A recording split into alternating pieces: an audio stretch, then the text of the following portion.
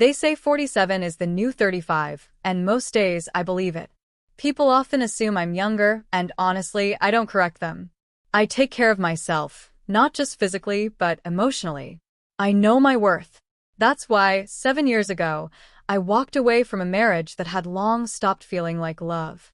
My husband had drowned himself in bitterness and alcohol, and I refused to follow him under. I didn't leave for someone else. I left for me. Since then, it's been just me and this house. Quiet, spotless, orderly. Some nights the silence is comforting.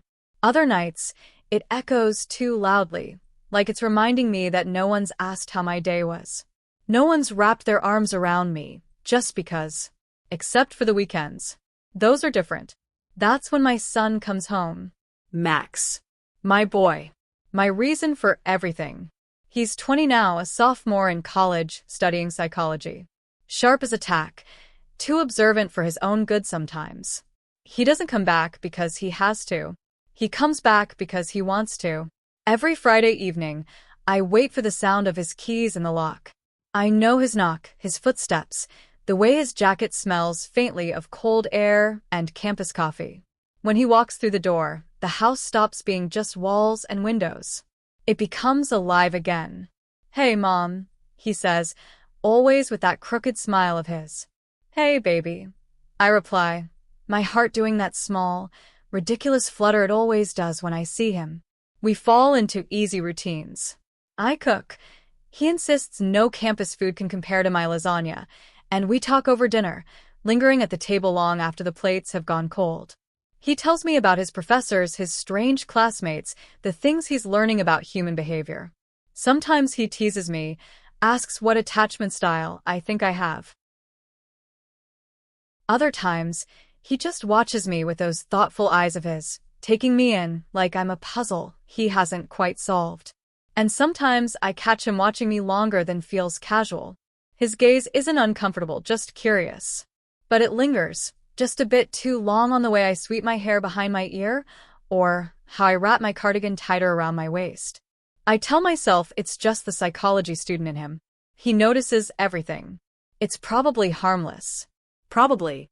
But there's something about the way he listens to me, like I'm not just his mom, but something more layered, more complex. Like he sees the woman beneath the title. And I'd be lying if I said it didn't make my chest tighten in strange ways. Then last weekend, something shifted. It was Saturday morning. I had just finished showering, my robe clinging damply to my skin. My hair was still dripping when I heard the knock at my bedroom door. "Mom?" Max's voice, muffled through the wood. "Yeah," I called, wrapping my robe tighter. "You got a sec?" "Sure." "Come in." He stepped inside slowly, his hair tousled from sleep, hoodie sleeves half pushed up, that thoughtful look already in his eyes. "I wanted to ask you something," he began, his voice measured. "Shoot." He hesitated, and I could see the calculation in his expression, the way he was choosing his words carefully. "Would you ever consider letting me use you for a case study? For class. Something about emotional mapping and relational patterns." I blinked, caught off guard. "You want to write about me?" "No names, obviously," he added quickly. "It's just, you're kind of fascinating. The way you handled the divorce, your emotional resilience, your independence. You're one of the most self-aware people I know." I laughed, a soft, surprised sound. That's not something most sons say about their moms. He smiled, but it wasn't the usual grin. It was softer. Like he wasn't just making a request, he was revealing something. "I watch you, you know," he said. "You hide things well, but you've got tells. You press your thumb against your coffee cup when you're thinking too hard. You flinch a little when people mention Dad. You do this half-smile thing when you're trying to downplay how lonely you are." His words hit me like a sudden breeze, gentle but deeply unsettling. "Max," I started, but I didn't know how to finish.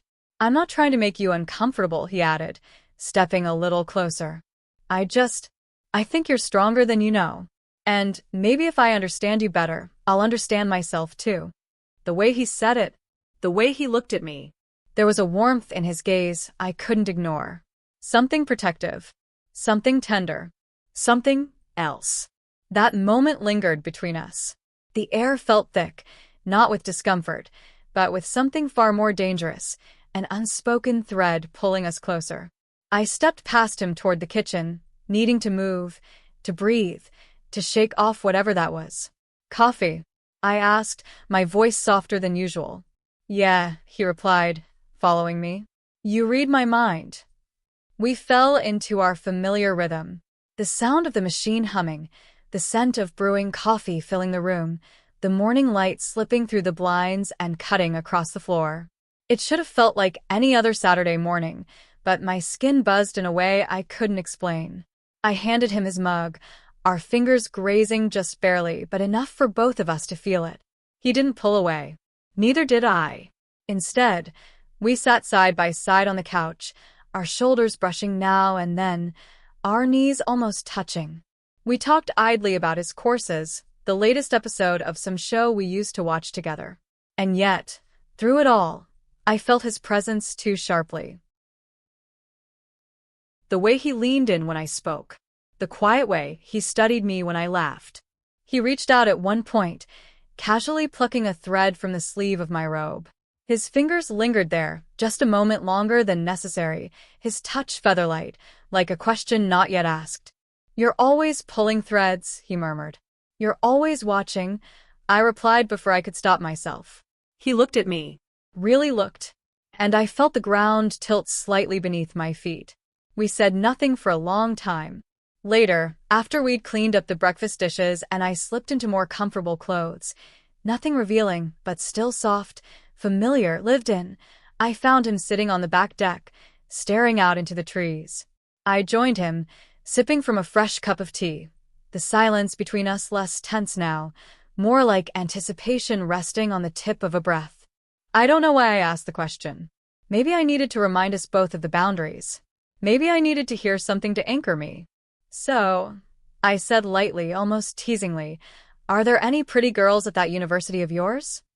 He turned to me, and I expected him to laugh, to say something cheeky or dismissive. But he didn't. His gaze didn't waver. It deepened. "No," he said quietly. "No one can surpass you." My breath hitched. He meant it. It wasn't said playfully, or with a smirk. His voice was steady, reverent. Like it wasn't a compliment, but a fact he'd been carrying for some time. "Max," I whispered, setting my cup down, unsure of what to do with the warmth that bloomed and burned inside me. He reached over, slowly, brushing his fingers along the back of my hand. Not hurried, not bold, just present. Intentional. "I'm sorry," he said. "I know that sounds strange, but I've compared everyone to you, and they never measure up." I should have pulled away. I should have told him to stop. But I didn't, because I didn't feel afraid. I felt seen. I felt alive. And that scared me more than anything. His words echoed in the stillness between us, as if the trees had hushed their rustling just to listen. "No one can surpass you." It wasn't just flattery. It was too steady, too calm. Max wasn't the type to throw words around for effect. That made them heavier, more dangerous, more intimate. I didn't look at him right away. My gaze stayed on the teacup cooling in my hands. I felt the tremor there, the subtle pull in my chest that I didn't want to name. "Well," I said, finally daring to look up, "that's quite a thing to say to your mother."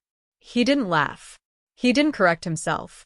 He only watched me, eyes unblinking, like he was measuring how deeply his words had landed. "I meant it," he said quietly. I swallowed hard. What was I supposed to say? That I noticed the way he looked at me lately? That I felt the shift between us like a tide I was too afraid to resist? That a part of me, some buried, aching part, liked how he saw me? "You know," I said, trying to bring back a thread of playfulness. "To keep the air from snapping, you should be focusing on girls your own age." "I tried," he admitted. "I've gone out, I've talked to people. It just never feels real." "Maybe you're just nervous," I offered, the words almost sticking in my throat. He turned to face me more fully, his knee brushing against mine now. "I'm not nervous," he said, voice low.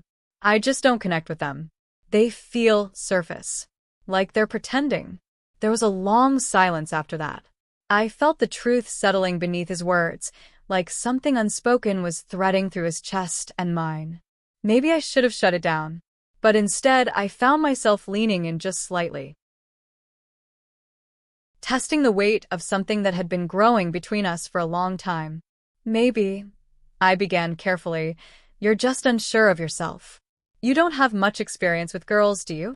He paused. That silence again, this time heavier. No, he admitted. Not really.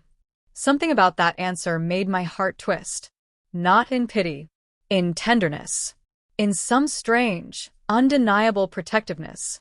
I watched him.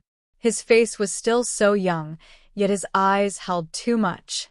He had carried himself like a man for a while now, and I'd gotten used to seeing him that way. But there, in that moment, I saw the part of him that still felt lost, still searching. Without thinking, truly, without letting my mind catch up to my body, I reached over and placed my hand over his. His breath hitched, but he didn't move. I could help, I said softly, not quite believing the words even as I said them. If you needed someone to talk to about that, or if there's something you're curious about. His fingers curled slightly beneath mine. Help how? He asked, his voice almost a whisper now. I didn't answer right away. The question wasn't really about logistics. It was about limits, about where this was going, about whether we would keep dancing around the edge or finally look over the side. My thumb brushed lightly against his knuckle. Barely a touch, but enough. You have to tell me what you need, I said. And I'd have to know you understand what it means to ask. The air felt thick around us, charged, trembling. His eyes didn't leave mine, and neither of us moved. The stillness between us was unlike any silence I'd ever known, not empty, but full, alive, as if every second stretched around us, daring either one of us to speak first, to say the thing we both felt circling the space between our hands. His gaze hadn't left mine. I could feel the beat of my heart in strange places, my throat, my wrists, the tips of my fingers. My body was hyper-aware, not in fear, but in that wild, breathless way a person feels standing at the edge of something they've never stepped into. And before I could stop myself, before reason could catch up to instinct, I heard the words escape me, soft, careful, yet unmistakable. Maybe you need some practical advice, I said, the corners of my mouth twitching, like I was trying to pretend I didn't fully mean it. Some life hacks. He blinked, stunned. Life hacks. I smiled faintly, tilting my head. You know it about girls. About how we think. What we like. What we don't say. He stared at me, as if unsure if I was joking, or gently pulling some invisible boundary closer. You're a man, Max, I added, my voice low. You can't be expected to know everything. Some things you only learn from someone who's been on the other side of it. I watched him swallow hard, his expression unreadable now. The tips of his ears had turned red. His fingers flexed slightly beneath mine, but he didn't pull away. He was tense but not retreating. Something had shifted. I could see the thoughts racing behind his eyes, could feel the hesitation battling curiosity just beneath his calm surface. And I didn't understand myself in that moment. I didn't understand what had taken hold of me. Was it maternal instinct skewed by too many quiet nights?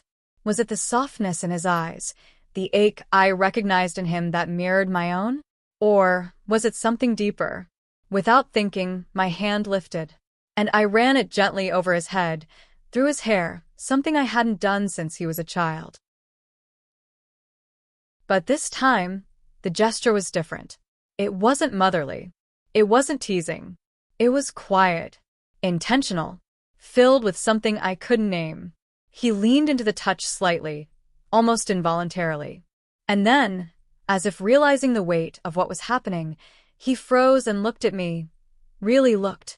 Not with confusion, but with awe. And just a little fear. Not fear of me. Fear of what this meant. Mom, he breathed, barely audible.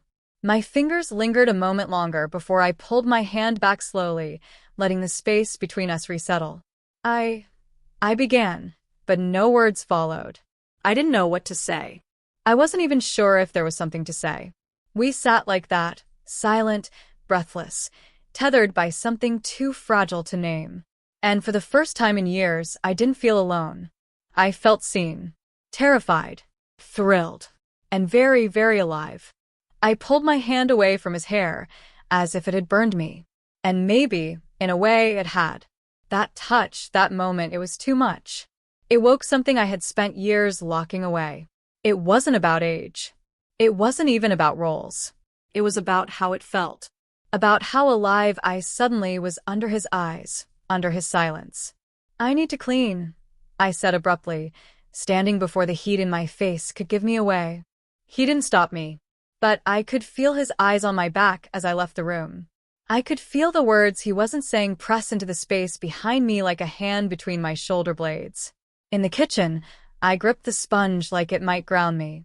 But the faucet's noise couldn't cover the storm in my chest.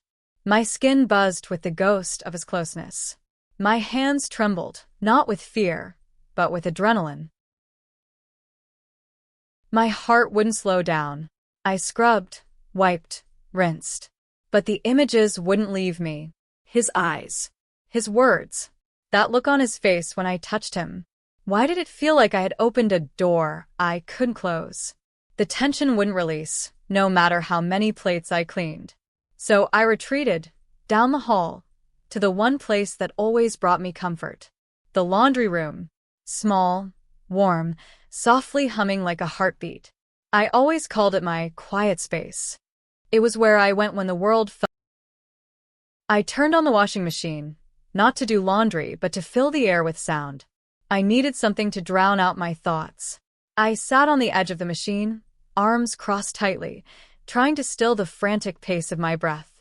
But I couldn't stop thinking. I couldn't stop feeling. And then, I let go. Just a little. I closed my eyes and allowed myself to imagine it.